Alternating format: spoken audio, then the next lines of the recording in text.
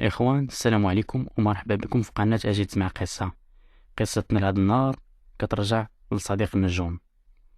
هاد جون كان كيخدم في واحد البيتزيريا، وبالضبط كان هو اللي مكلف بلي فغيزو. يعني وقت ما كيكوموندي شي واحد شي بيتزا كان هو اللي كيتكلف بالتوصيل ديالها او كيوصلها عليه. هو بصراحة ما كانتش عاجباه هاد الخدمة بزاف، وما كانش نهائيا مقتنع بها، وما كانتش عاجباه وما مرتاحش فيها، وخصوصا كانوا عنده مشاكل بزاف مع مولات هاد البيتزيريا، حيتاش كانوا جوج ديال لي فغيزو. كان هو وواحد الدري اخر، وكانت هاد مولات البيتزيريا ديما حاقراه، ديما كتعطيه الاوقات الخايبه. يعني جون كان ممكن يخدم بالليل، كان ممكن يخدم في الويكاند، كان ممكن يخدم في شي اوقات ماشي اوقات مناسبه ديال الخدمه. يعني هو وزارة، والدري الاخر مغليه فيه في الاوقات. جون حاول شحال من مره انه يمشي عندها باش تبدل ليه التوقيت، ولكن في اي محاوله كيديرها كانت ديما كترفض ليه. وهذا الشيء اللي كيعني انه ديما غيبقى يخدم في الاوقات اللي بغات هي وماشي في الاوقات اللي بغا هو. هذه حاجه عاديه ولكن ديما شويه قاصحه. المهم ماشي سوقنا هنا في هذا الشيء ونكملوا معكم القصه. كانت الخدمه كتبدا من 9 حتى الوحده ديال الصباح. هو كان واعي باللي هاد الخدمه شويه خطيره عليه، وخصوصا في هذا الوقت، وعارف باللي بعض المرات كانوا يقدروا يوقعوا مشاكل بزاف، حيتاش كان ديما كيخرج يدير التوصيل بالليل. ولكن عمرو كان كيتخيل انه غيعيش شي حاجه بحال هادشي اللي غتسمعوا دابا. اذا ما تمشيش بعيد ولا عجبتك القصه ما تنساش تخلي لنا واحد الاشتراك الا كنت باقي ما مشتركش، وتفعل زر الجرس باش يوصلك اي جديد، وما تنساش تخلي لنا واحد لايك وتعليق يكون زوين. وما عليا اني نقول لك يلا بينا. هاد النهار جون كان جالس وهو يتصل واحد الكليان. هز التليفون وقال ليه الو نعم سيدي، اشعب بالخاطر. هذاك الكليان قال لي عافاك خاصني واحد البيتزا، ولكن الطريقه باش قالها غريبه بزاف. كان الصوت ديالو ما كيبشرش بالخير، وهو يسولو جون انا بيتزا بالضبط سيدي بغيتي.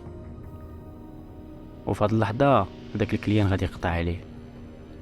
جون قال مع راسو ربما تقطع الريزو ولا شي حاجه بحال هكا. داك السيد وهو يعاود يتصل، ولكن هاد المره ولا كيدخل ويخرج في الهضره. كان كيقول شي حوايج ما مفهومينش، ما عندهم حتى شي علاقه بالكوموند ديال البيتزا اللي طلب من قبل. بدا كيهضر على الماس والطياب ديال اللحم والجلده، واش كتكون قاصحه ولا رطبه. المهم داكشي ما عنده حتى شي علاقه وما عنده حتى شي معنى. جون بقى كيسمع فيه، وواحد الوقيته ما فهم والو، وهو يقطع على السيد. قال غالبا هاد السيد غيكون حمق هو ولا مسطي ولا شي حاجه بحال هكا. والقصه ما غاداش تسالي هنا، حيت هاد السيد من مورا ما داز اسبوع غادي يعاود يعيط، وعاود تاني غادي يبقى يقول شي حوايج ما عندهم حتى شي علاقه، لدرجه ان جون واحد الوقيته غادي يتخلع وغادي يقطع عليه. المهم داز الوقت وجون كان شجن النمره ديال هاد السيد باش ما يبقاش يجاوب مره اخرى. داز واحد الشهر تقريبا وهاد السيد عاود اتصل، ولكن ديك الساعه ماشي جو اللي جاوباتو السيد اللي كانت خدامه تما. والسيد كوموندا عادي، قال لها عافاك بغيت واحد البيتزا مارغريتا، وعطاها الادريس ديالو. السيده غادا تمشي تصاوب بيتزا عادي، وغادي تعيط لجون وغادي تقول ليه هاك هاد البيتزا وصل لهاد العنوان، وعطاتو الادريس ديال داك السيد باش يمشي يوصلها ليه. ولكن جون ما كانش خبارو باللي السيد اللي كوموند البيتزا هو نفس السيد اللي كان كيعيط ليه. كانت وصلت 12 ديال الليل ديك الساعه. جون غادي يطلع في الموتور ديالو وغادي يمشي لهاديك لادريس اللي عطاهم السيد. ديك لادريس كانت بعيده بزاف، كانت تقريبا خارجه من المدينه. المهم بقى غادي توصل. فاش وصل تماك لقى بلي في ديك بلاصه كاينه غا دار وحده ما حداها حتى شي دار اخرى. جون نزل عادي من الموتور ديالو وهز ديك البيتزا في يديه ومشى قاصد الباب وبدا كيدق. وفجاه غادي يهز ديك الورقه ديال الكوموند باش يتاكد واش الكوموند كامله ولا ناقصها شي حاجه. فعلا غادي يكتشف بان هاد السيد كان كوموندا واحد المناضه، ولكن هو نسى ما جابها ليه. المهم هذاك السيد غير حل الباب جون تفاجأ فيه، حيت هذاك السيد كان لابس واحد الكمامه مخبيه ليه فمه، وبطبيعه الحال في هذه الوقيته ما كانت لا كورونا لا حتى شي حاجه، وما كان حتى شي مرض معدي اللي ممكن يدير عليه الكمامه. المهم جون غايقول ليه السلام السيدي، ها البيتزا اللي كومونديتي، وغادي يقول ليه الثمن ديال البيتزا، وغادي يعتذر ليه حيت ما جابش ليه المناضه. هذاك السيد غادي يبدا يضحك هو يقول ليه لا لا ما كاين حتى شي مشكل. وفوق هذا الشيء داك السيد غادي يعرض على جون انه يدخل للدار. تماك جون حس بشي حاجه ماشي هي هذيك، وخصوصا ملي سمع الصوت ديال هذا السيد، قال بلي هذا الصوت فايتسامعو في شي بلاصه، ولكن ما عقلش فين سامعو بالضبط.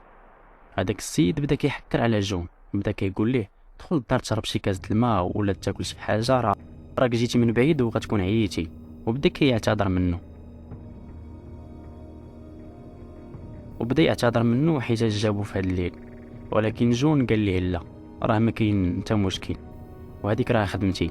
هذاك السيد فاش فهم باللي جون ما بغاش يدخل غادي يقول لجون واخا تسنى بلاتي انا غنمشي نجيب لك الفلوس ونجي، وغادي يدخل للدار ويخلي الباب محلول. جون في هاد الوقيته جا الفضول وغادي يستغل الفرصه وغادي يطل من الباب باش يشوف اشنو كاين وسط الدار. وتما غادي يتفاجئ بداك الشيء اللي شاف، حيت شاف باللي كاينين بزاف ديال الحوايج غراب اللي بان ليه منشار محطوط في الارض، وبلاصه اخرى كتبان ليه واحد المطرقه، وفي الارض كانت واحد الماده حمراء، وفي اللور كاع ديال الدار كان كيبان ليه واحد الحمام. داك الحمام كانت كتبان ليه واحد البينوار، ديك البينوار كانت كتبان عامره ما. بدا كيحقق فيها مزيان ولقاها باللي ما عامراش بالماء ولكن عامره بشي حاجه كحله، وديك الكحوليه كتميل للحموريه شويه. هذيك البينوار كانت عامره بالدم وداك الدم قديم شويه. جون هنا غادي يفهم باللي شي حاجه ماشي هي هذيك، وغادي يدير خطوه باللور. غادي يخرج داك السيد من واحد البيت. جون فاش شافو تخلع وقال داك السيد واش لقيتي الفلوس. هذاك السيد غادي تبدل الشوفه ديالو وغادي تحول من النظره ديال واحد السيد اللي ظريف النظره ديال واحد السيد بغى يأذيك، ديال واحد السيد اللي شرير. وفجاه غادي يحط يدو على ودنه وغادي يهز الكمامه وغادي يحيدها. جون هنا غادي يشوف ابشع منظر في حياته. هذاك السيد كانوا شواربو مقطعين وكان راسم واحد الضحكه في الفم ديالو بالموس. هذاك السيد بدا كيضحك. جون بدا راجع باللور وداك السيد جاي وكيقرب ليه وكيضحك بالجاد. جون فهم باللي ما غاديش ياخذ الفلوس وعرف باللي راه في خطر، وغادي يمشي كيجري الموتور ديالو وغادي يدور الساروت وغير غادي يدور راسو وغادي يلقى داك السيد كيجري في الاتجاه ديالو وكيغوت وهاز في يديه داك المنشار اللي بان ليه مليوح في الارض. ويلا داك السيد قرب يوصل لجون. جون غادي ديماري غادي يهرب. ثواني قلال فرقات جون على الموت. ربما كان الموت ولا شي حاجه اخرى من غيرها، وعلم الله شنو كان غيدير ليه هاد السيد. فشكون هو هاد السيد وشنو كان كيدير الناس اللي كيخطف، وعلاش كان باغي جون بالضبط، وعلاش ما عزلش مثلا ديك البنت اللي جاوباتو. كنتسنى تعليقاتكم تشاركوا معنا فيها الاراء ديالكم، وبغيت نقول لكم تقبل الله صلاتكم وتهلاو لي في راسكم اللي خدامين ونعس واللي باغي يصير لي شي حاجه اللي زوينه. وانا كنقول لكم تهلاو لي في راسكم حتى لغدا نتلاقاو في نفس الوقيته ورا التراويح. مع السلامه.